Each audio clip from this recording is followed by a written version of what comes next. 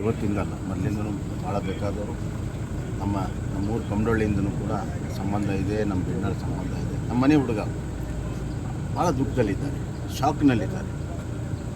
ಯಾಕೆ ನಮಗೆ ಹಿಂಗೆ ಆಗಬೇಕು ಅನ್ನುವಂಥದ್ದು, ಮತ್ತು ಮಕ್ಕಳನ್ನ ಹೆಂಗೆ ಕಳಿಸ್ಬೇಕು ಮುಂದೆ ಅನ್ನುವಂಥದ್ದು ಭಾಳ ಆ ಪ್ರಶ್ನೆಗೆ ನಮ್ಮ ಹತ್ರ ಉತ್ತರ ಇಲ್ಲ. ಭಾಳ ಶಾಕಲ್ಲಿದ್ದಾರೆ. ಧೈರ್ಯ ಹೇಳಿದ್ದೇನೆ, ಇದನ್ನು ಪೂರ್ಣ ಪ್ರಮಾಣದ ತನಿಖೆ ಮಾಡಿ ಉಗ್ರ ಶಿಕ್ಷೆ ಕೊಡಿಸೋರು ನಾವು ಬಿಡೋದು. ಸರ್, ಕಾನೂನು ವ್ಯವಸ್ಥೆ ಎಲ್ಲ ಕಡೆ ಹಾಳಾಗಿದೆ ಅಂತ ಸಂಪೂರ್ಣವಾಗಿ ಹಾಳಾಗಿದೆ ಅನ್ನುವಂಥದ್ದು. ಸಂಪೂರ್ಣವಾಗಿ ಹಾಳಾಗಿದೆ ಅನ್ನೋದು ಭಾಳ ಸಣ್ಣ ಶಬ್ದ. ಯಾರು ಬೇಕಾದರೂ ಮರ್ಡರ್ ಮಾಡಿ ಹೋಗ್ಬೋದು, ದಕ್ಕಿಸ್ಕೊಳ್ತಾರೆ. ಪೊಲೀಸ್ ಸ್ಟೇಷನ್ದಲ್ಲಿ ಗುಂಡಾಗಳಿಗೆ ರಾಜ್ಯ ಮರ್ಯಾದೆ ಸಿಗ್ತಾಯಿದೆ. ಪೊಲೀಸರ ಭಯ ಇಲ್ಲ, ಕಾನೂನು ಭಯ ಇಲ್ಲ. ಎಲ್ಲ ಗುಂಡಾಗಳು ನಮ್ಮ ಕಾಲದಲ್ಲಿ ಊರು ಬಿಟ್ಟಿದ್ರು, ಅವರೆಲ್ಲ ಮತ್ತೆ ಊರಿಗೆ ಬಂದು ಸೇರ್ಕೊಂಡಿದ್ದಾರೆ. ಹಾಡೇ ಆಗಲೇ ವ್ಯವಹಾರಗಳನ್ನು ಮಾಡ್ತಾಯಿದ್ದಾರೆ, ಬ್ಲ್ಯಾಕ್ ಮೇಲ್ ಮಾಡ್ತಾಯಿದ್ದಾರೆ, ವಸೂಲಿ ದಂಧೆ ಮಾಡ್ತಾಯಿದ್ದಾರೆ, ಮಟಕ ಆಡ್ತಾಯಿದ್ದಾರೆ, ಸರಾಯಿ ಮಾರ್ತಾಯಿದ್ದಾರೆ. ಹೀಗಾಗಿ ಗುಂಡಾ ಎಲಿಮೆಂಟ್ಗಳಿಗೆ ಭಾಳ ಪ್ರೋತ್ಸಾಹ ಸಿಗ್ತಾಯಿದೆ. ಅದರ ಪರಿಣಾಮ ಇವೆಲ್ಲ ಆಗ್ತಿರೋದು.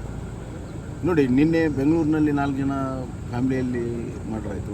ನಿನ್ನೆ ರಾತ್ರಿ ಗದಗ ಆಯಿತು, ಇದಿಲ್ಲಿ ಆಯಿತು. ಆಮೇಲೆ ನಿನ್ನೆ ಜೈ ಶ್ರೀರಾಮ್ ಅಂತ ಹೇಳೋದಕ್ಕೆ ಅವ್ನು ಹೊಡಿತಾರೆ ಅಂತಂದರೆ ಎಲ್ಲಿದೆ ಈ ಕಾನೂನು ಸುವ್ಯವಸ್ಥೆ? ಈ ರಾಜ್ಯ ಯಾರು ನಾವೆಲ್ಲಿದ್ದೇವೆ?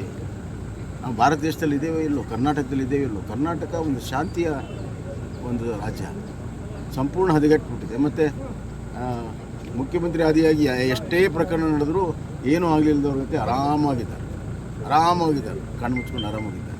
ಒಂದು ಟ್ವೀಟ್ ಮಾಡಿಬಿಟ್ರೆ ಅವ್ರ ಕರ್ತವ್ಯ ಮುಗಿತು. ಅದೇನು ಸಾಧ್ಯ? ಆದ್ದರಿಂದ ಇದು ಬಿಹಾರಾಗಿ ಪರಿವರ್ತನೆ ಆಗಿ ಹೋಗಿದೆ. ಇದನ್ನು ತಡೆಗಟ್ಟಬೇಕು. ಅದರ ಜವಾಬ್ದಾರಿ ರಾಜ್ಯ ಸರ್ಕಾರ.